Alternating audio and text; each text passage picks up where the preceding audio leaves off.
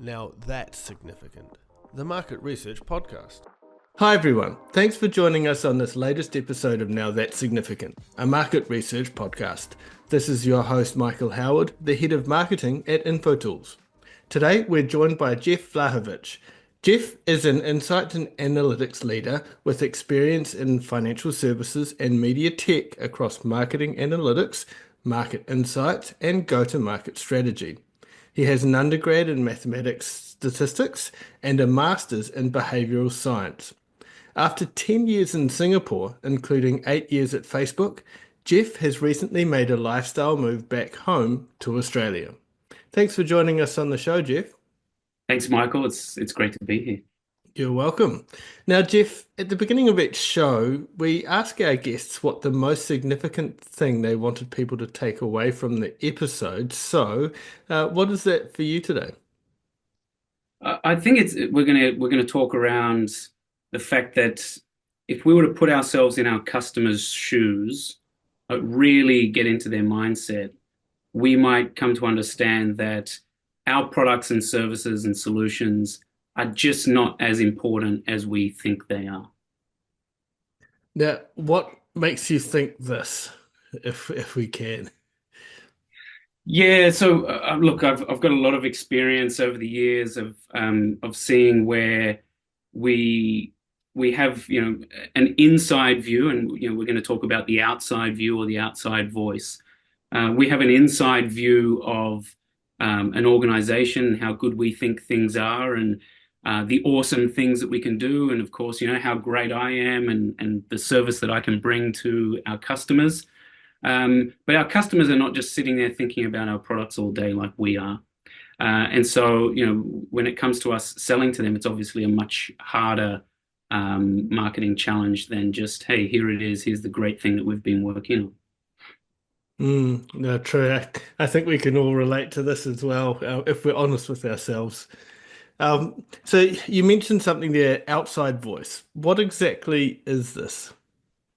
Yeah, look, I think I kind of stole the term from Daniel Kahneman, or he uses the outside view, I think, to describe an episode or an experience where he, with some colleagues, was building, and for those who don't know, Daniel Kahneman, the Nobel Prize economist or behavioral economist, who recently passed away, he describes a time when he was working with some colleagues on building a new syllabus for a high school program, and they sat down and after they'd started working on things, they thought, how long is this going to take? And they went around the room, everyone wrote down on a piece of paper, and they basically all said about 2 years they thought it would take. But what they hadn't done was get an outside view of that challenge. How long will this take? And notice I didn't say they didn't get an expert opinion, because they had an expert in the room who said, yeah, this will take about 2 years. But when they just asked the question a little bit of a different way, so Danny says he asked this director, have you seen these kind of syllabus being built before? And the director said, yes, I have, many of them. He said, how long does it usually take to get this done? He said, well, actually, the first challenge is about 40% of these projects fail and don't actually get completed. Okay, for those that do get completed, I've never seen it happen in less than 7 years. And then where are we ranked compared to them? Maybe we're a bit more experienced. Oh, no, actually, I think we're a bit below par. And so, they should have said this will take 8 to 10 years. But they went back to work as if it never happened. But that kind of, that expert was in the room and was still biased by that inside voice, or that inside view of thinking, we're great. Of course, we can get this done. We can get this done in 2 years. And there's a bit of the planning fallacy there, without actually thinking, what's that base rate of how fast everyone else gets this done? Well, interesting. Do you have any other examples, potentially in other industries that you can think of? Yeah, so I started to realize this phenomenon, I guess, years ago when I worked in banking. Now, banking is an interesting one because there's essentially two products, right? As a bank, you give me your money, I'll give you back your money with a bit of interest. I give you some money, you give me back that money with a bit of interest. You can have different collaterals, and there's a home loan, a product, car loan, but they're essentially the same thing. So the credit card, it's essentially the same thing. I'll let you spend some money now and you pay me back later. Um, and so, you really have to, think about what levers can we pull to make a really interesting product, or solution. And I would see these product and marketing teams sitting in a meeting, coming up with ideas on how to make a really good credit card. And I'd walk in with this kind of, I don't know, maybe naive or understanding, or this outside voice. And I'd ask, what are you building? Oh, it's a new credit card, and we're gonna sell so many of them. We've got the model that shows that we're gonna sell millions of these cards. Everyone's gonna want this card. And I often joke that I'd asked, what's different about this? And the answer was, it's black. Um, but that actually is part of it, right? It was black, and many of them are black. But they had a slightly larger interest-free period and a slightly lower interest rate. Instead of 22%, it was 21%. And when you're looking at a spreadsheet comparing these things across multiple banks, you're going, yeah, we're best in class here, here, and here, and in the top three here, and it makes sense for everyone to want this card. Of course it does. But the challenge is the actual target customer is not sitting there researching credit cards all day, when they've already got three in their wallet. To be really compelling and get them to move across to your card or your new card, it has to be something that's unbelievable. Or otherwise, I'm not going to bother to actually go and fill out the paperwork and bother going through the credit approvals and all those kind of things. And so I noticed this phenomenon happening in multiple different products and companies. The most recent one that I've noticed, and maybe now people will start to notice this a little bit more, was I've got a microwave. We've just moved into our house, so we've got a bunch of new appliances, and my good microwave. And when it finishes, it doesn't go bing. It does this little slightly annoying jingle. It goes for about 2 or 3 seconds, which is okay. But then, what happens after a minute? I think it's a minute, maybe 30 seconds. If I don't open the door, it plays the jingle again, and then again after another minute, and then again after another minute. And I'm standing there thinking, now I could appreciate if this was an oven and I had a turkey in there that's burning. You either shut the thing off when my alarm goes off, or you don't stop the alarm going off because the house might burn down. Or I'm sure many people have done what I've done several times, which is, I've got the washing machine, I've got the clothes in there, and 6 hours later I come past and go, oh, I forgot to hang the clothes up. It would have been good if you'd beeped at me every few minutes to remind me to hang the clothes up. But with a microwave, I'm hungry.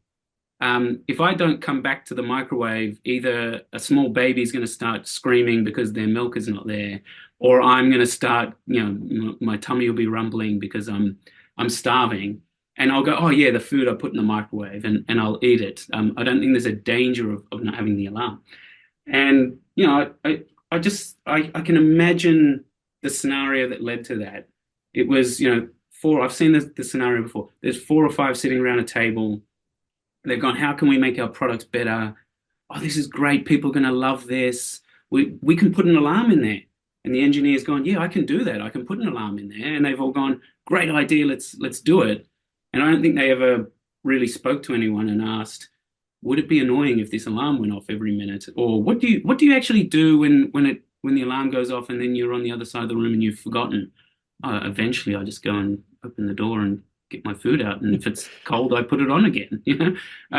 So I think that's an example where they probably haven't done the research, looked at the other data, and asked the customer, "What do you want?" And they've just built something that no one's asked for.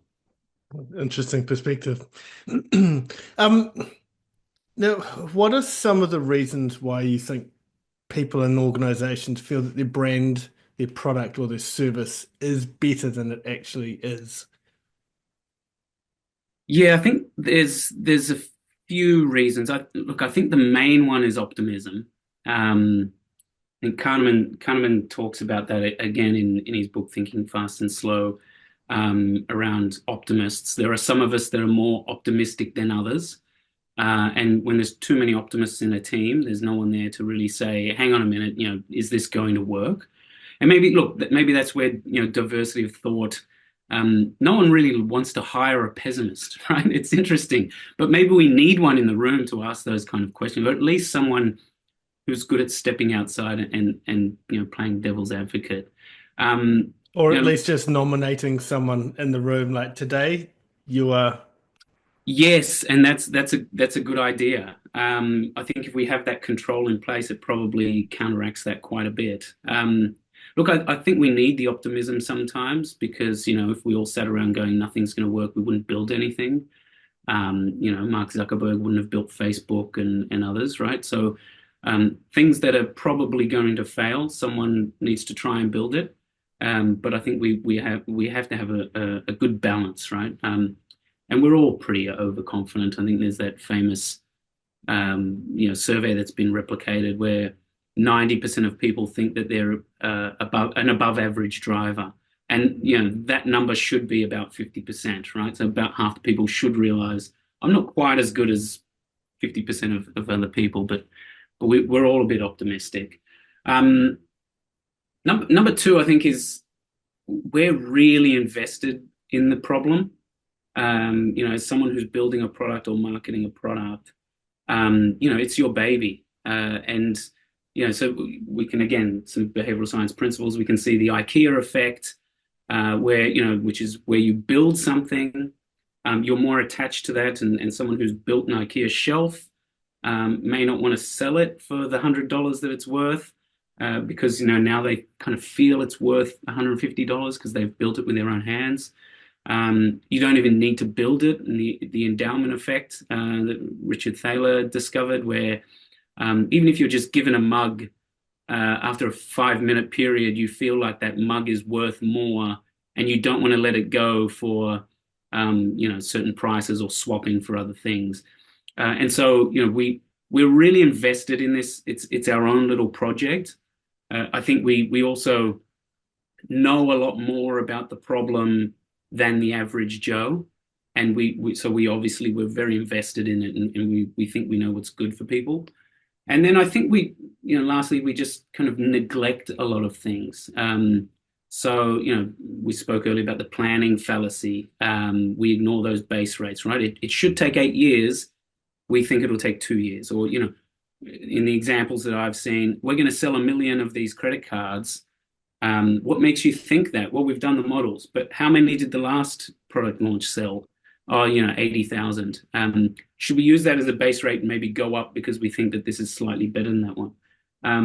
We have competitor neglect, so we don't look at the competition. We think we're the only ones in the market.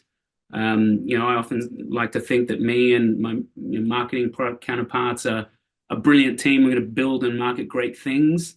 I think I'm being a bit naive in thinking that we're the best team and that there's not the same person as me, or maybe better in our competition that's trying to do the same thing. And then I think we focus on the things that we know, and we don't look at the unknown unknowns. And so there's a bit of neglect there as well of not going out and asking the probing questions. And this is where qualitative foundational research can be so effective, is let me just go out, even though I think I've got a product and a way to market it, let me just go out and speak to 8, 10, 12 of our target audience and just have an open conversation about their life. And from those conversations, you really just come to understand their life, is much different to what you thought it was. And how does that impact our product and marketing? I guess there's sort of related to invested in the problem. We've also developed the product or service over time as well. So we've seen how much it's improved. So I guess that inflates a little bit of our expectation of what we're offering. And there's a big push now to value, delivering value to people. So we kind of know how much value we offer as an organization, and what we can potentially offset with people. But yes, they're not often thinking those in there. So Yeah, I mean, it's completely that all of those things together is the very inside view, right? We're not stepping outside the bubble and looking at it from the outside. Hmm. So we said in your introduction that we need to put ourselves in the shoes of our customers. Now, many people or organizations would actually claim they're doing this already. So what are you suggesting that is different to what is commonly referred to as being, I guess, customer centric? Yeah, and look, I think a lot of the listeners to this podcast, if they are around the research side, will particularly be thinking that that's what we do, and probably rightly so. I think we are researchers. That's what we do.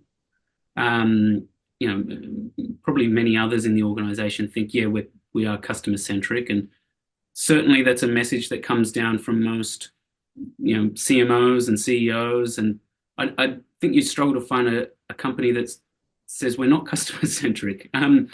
So then what you got to think, well, can they all be, or what actually makes an organization customer centric? I think it's not in, we've got a great product, let's test it. Although, sometimes you do need to do that in product innovation, but it's probably more in what I mentioned a few minutes ago, right? Understanding your customer first, their challenges, and then building solutions to solve those challenges. And I think at a company level, again, many will say we're customer centric, but I'll give you a good example of what it actually looks like when a company is customer centric. So I'm sure many of the listeners are not in Australia, so I'll explain what the Commonwealth Bank is down here. Um, it's one of the big, so we're big four banks. It's a legacy bank. It used to be a government-owned bank, and so they had a lot of customers until the mid '90s when they became private. And they kind of coasted on that, but it got to a point where I was working there. We were losing customers. The new CEO, Ralph Norris, came in, and he had the idea that we are way behind on customer satisfaction. The other three were in the 80% of customer satisfaction, and we were trending at 50 forever. And that was what he thought was bleeding customers. And so he said, we're going to turn that around, not just let's be customer centric, go and do it, but it went through every part of the organization. We all had to know the mission off by heart. You weren't allowed to get one word wrong, which I still have in the back of my mind. Every Monday morning, every single team across the 40,000 people in the bank would have their team meeting, and 15 minutes was dedicated towards the question of the week or the challenge of the week. So, for example, it might be, how do we save our customer time this week? And you'd come up with ideas, and you'd get the big three, and then you'd work on those three this week. And at the end of the week, you'd report back on how did it go, and what are we going to keep doing, and what are we going to do differently. And now there were a lot of internal facing teams. And so that even meant for us, how do I give this service to someone who's giving service to our customer? How do I help them to help the customer save time? Etc. And so when you're doing that, that's when you're actually obsessed. And I think that organization was obsessed. And the outcome of that was that it did start to trend up and up and up and up and up. And eventually, I think in 2012, Commonwealth Bank, for the first time in its history, became number one in the country in customer satisfaction. And all the other things were following it, right? So it ended up with the best digital bank, and the biggest home loan book, and whatever else. Because all of the experiences customers were having across every touch point were just fantastic. And so I think that's where you're kind of customer obsessed. And what that means for us as researchers, not every organization will be like that, is, if this is what we do, how do we be that voice in the organization to make sure that decisions are being insights driven, right? And, we might not have a chance to do research every time, but what external data or internal data is there to kind of back up or drive decisions, and making sure that we're embedding that in all parts of the organization. I guess a good lead-on question to this bit of context first. I'm mindful that it's almost impossible to be a customer of your own organization because you don't have that emotional separation I guess, between, the service that you're wanting and then the service that you offer as a business. So yeah, personal versus work. How then would you go about actually putting yourself in your customer's shoes then? Yeah, you asked you mentioned a good one earlier around just kind of asking those questions, right? Or saying you're going to be the pessimist for the day or the devil's advocate, right? Look, I think this is a challenge where we need to listen. First of all, listen to our customers in many different ways. And that's it's probably not just good enough to say we've got a voice of customer program. That's good. Customers will tell you what they think about your products, but you're probably not actually getting out there and doing the foundational understanding and probing. And look, I've come to really, as you mentioned, I'm a mathematician by trade, by background, and I've come to really appreciate qualitative, in-depth discussions, where you're learning and probing and understanding someone's life, right? And so you're really getting into their shoes. And I think, yeah, we need to listen to our customer or our consumer. Now, I think there's also a danger there of listening or doing everything that they say. I'll probably get it wrong or misattribute, but I think it was Henry Ford who said, if I'd listened to my customers, I would have built a faster horse. There's a popular consumer psychologist in Australia called Adam Ferrier, who has a book called Don't Listen to Your Customer, which one of the case studies he uses in there is Apple, who, if they would have listened to their customer, might have built a smaller iPod or a smaller, whatever else. They may not have gone to a touch screen smartphone. But I still think in those situations, you're out there listening to your customers' challenges. You can listen to what they tell you they want as well. You don't have to, do everything that they tell you. But then you come back and you think about that's their challenge, that's their lifestyle, these are their goals. What can we do from existing products we can market to them and get the value prop across, or new things we could build to help them reach their goals and get through their challenges, right? And so it's not doing everything they say, but it's definitely listening to them. I really like one of the organizations I worked for. Any feedback they came and any customer reviews, it went to everyone in the organization. So the good and the bad, everyone was aware of customer feedback. This is a smaller tech business, so I guess it doesn't necessarily have the scale as big as some organizations, but it's a really interesting point to ensure that everyone is across what customers are saying. That's fantastic. And look, I've seen that as well, where it's so powerful to share some quotes that come from a qualitative research with teams, right? Or invite product marketing, etc., to sit in on one or two interviews to really hear, and for some, it's the first time they're hearing feedback about their product directly, and it can really change your perspective. Absolutely. So one of the products that we as an industry produce is greater understanding of consumers and of society. So does your idea that our products aren't as good as we think they are ring true for us as market researchers? Yeah, good question. Yeah, look, it certainly does. Again, kind of going back to that customer centric, we're in a team who had to do the things that we were supposed to be doing for outside customers. And I think as researchers as well, look, our product maybe is our work. And in a similar way, we need to make sure that the work that we're doing, the solutions we're providing to other people in the organization, is something that's going to be useful, is something that someone needs or wants or asked for, is going to have an impact on their business, and not just something that we felt like building.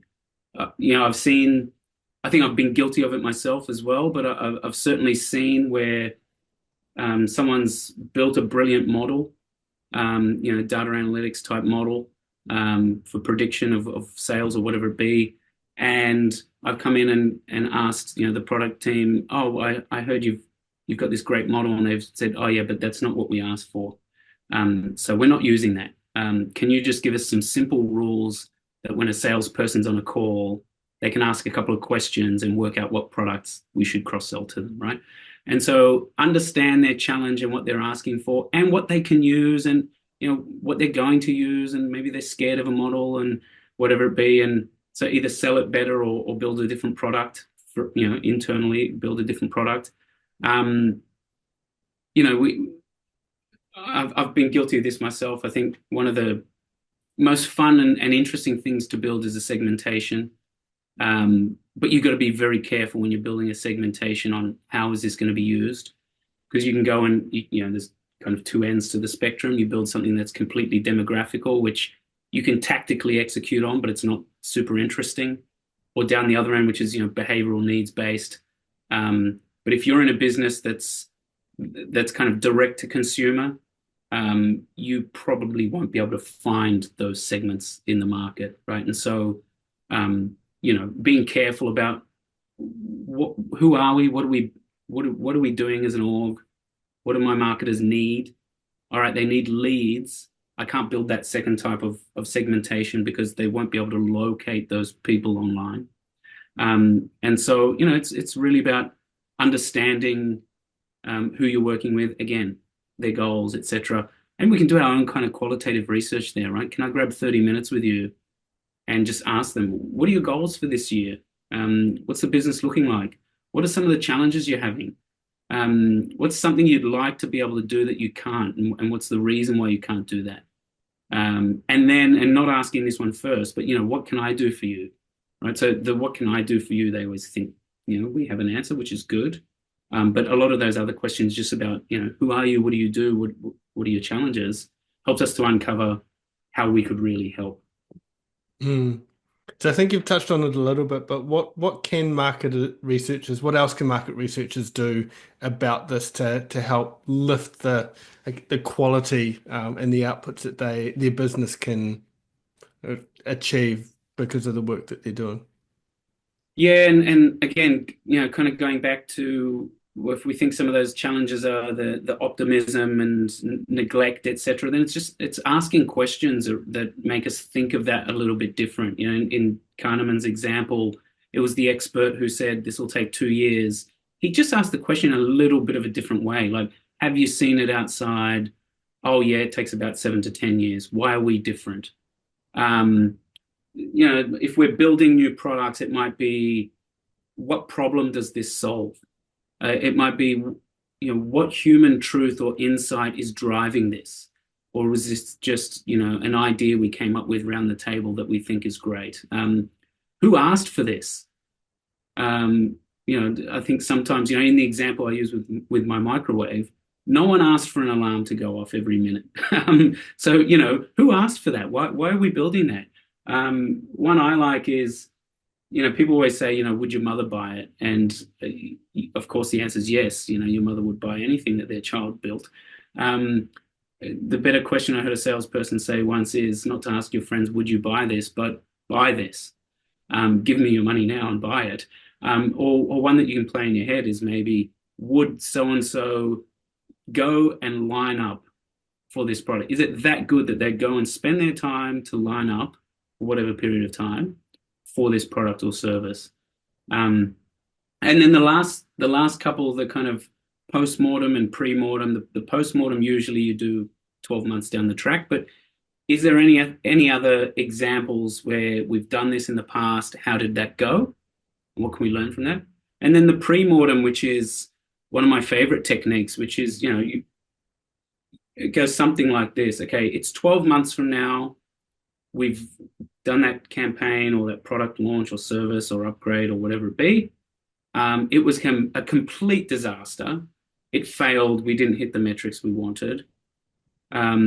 Looking back on the 12 months, what are the 3 to 5 reasons it failed? And then in there, you might start to find things like, no one thought it was worth spending their time to go and buy, or, and then, okay, well, it doesn't mean we kill the product, but, how do we answer those questions? Okay, let's make it easier for them to buy or whatever it be. But at least it gives you, that checkbox to tick off before you actually go down the road of failure. Yeah. Have you done many of those pre-mortems? It sounds like a really interesting idea. Yeah, I've done that a few times in the last few years. And I mean, you can do it yourself as well. That's the interesting thing. Mm. But yeah, you can do it with others in a workshop when you're talking through, marketing development, etc. It is a quite simple one, right? 10-minute exercise of, okay, this marketing campaign falls flat in 6 months. What went wrong? We kind of targeted the wrong audience. We didn't test the creative. We assumed that these words would land well, and maybe they didn't. We thought the translation was fine, but people in Portuguese didn't understand what we were trying to get across. And then, okay, well, let's visit those and make sure that we've got them buttoned up. No, cool. Okay, lastly then, can you think of an example or two of brands who have got the outside voice right? Was there anything that you can distill from those brands as to why it worked really well for them? Yes. Look, there's probably many examples. It's hard to see it from the outside because we don't know what they're doing inside. So, luckily, I do have a good example from my time at Meta. Look, my favorite Meta app or platform is WhatsApp. I just love the simplicity. I love to be able to get in, message someone, get out, and not, get caught in there spending time. And guess what? That's what most people love about it. Yes, there's the privacy element and whatever other, stickers and things that are nice to have. But time and again, when we talk to people about what they deep down really like about WhatsApp, it's simple, it's easy, and it's not, it doesn't annoy or take my time. And it would be very easy for Meta to do what they do or what they do well, which is increase time spent by putting a bunch of gimmicks into a platform. They did it with Facebook. They used the same playbook with Instagram and with different products that come into Instagram. They did it with Messenger. In Messenger, there are ads. You've got stories up the top. At one stage, they had games in there and other things. At one stage, they had, when you open the phone, you were staring at yourself in the camera view, ready to take the picture and put stickers and share it on your stories.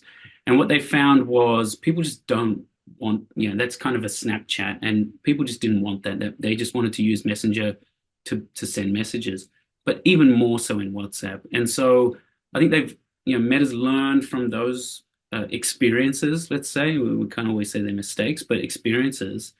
And they've really understood the user of WhatsApp and what they care about, what they want, what their lives are like, what they've asked for, and what they haven't asked for. And what they haven't asked for is, disturb my time in the chat thread. And so, look, it's a conundrum for Meta because they spent $18 billion on the platform.